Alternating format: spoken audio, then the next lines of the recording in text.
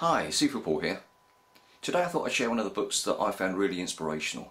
Now it's a motivational book for me, not in the usual sense of some of the things that I read that are directly written for motivation, but it's a book that talks about talent and natural ability and genetics and things like this, and really how perhaps they're overstated, and really the truth comes down to hours. The hours you commit to something, and then persistence and dedication to that, and making those hours quality hours as well.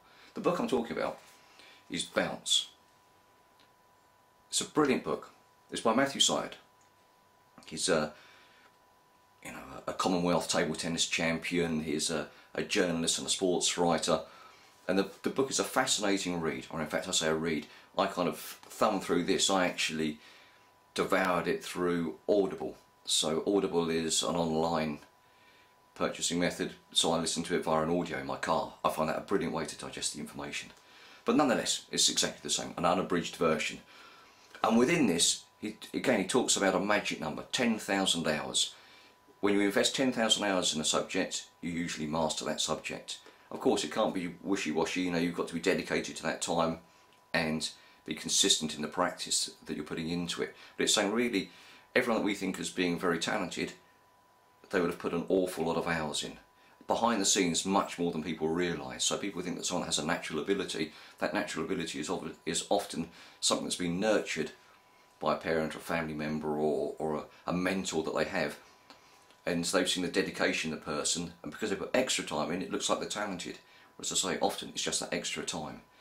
And he's got a wonderful example, well, not way wonderful, loads of examples here of individuals that you would immediately think of as being talented. And he's then talking about it and saying, look, if you go back to the childhood, you start to realise from an early age their parent or grandparent or uncle or aunt or someone has worked with them to encourage them, and then that's become a skill set and a habit, and because they've got better at it, they've invested more time, and it's this sort of upward spiral instead of a downward spiral that often happens if you can't do something. I found it enlightening because of the fact that rather than thinking, I've got a poor memory, which I always just say, oh, I've got a memory like a sieve. That's just a lack of training on my part. It's not that I'm genetically got a bad memory. I have just chosen not to spend the time to train my mind, my memory, to memorise things. So if I want to change that, it's up to me to change it. And so when I say I've got a poor memory, someone's like, give me a little slap. But he has one of the examples I really like is a Hungarian gentleman who has produced 3 of the world's greatest female chess champions, despite having no genetic chess ability himself, just to show that a systematic approach to it and nurturing their interest, he set out to prove this, which he clearly did, because of course chess is one of those things that, he said it's not a creative subject he chose, it's something that someone can look at and analyse very clearly. So he taught them these skill sets and encouraged it through 10,000 hours of practice.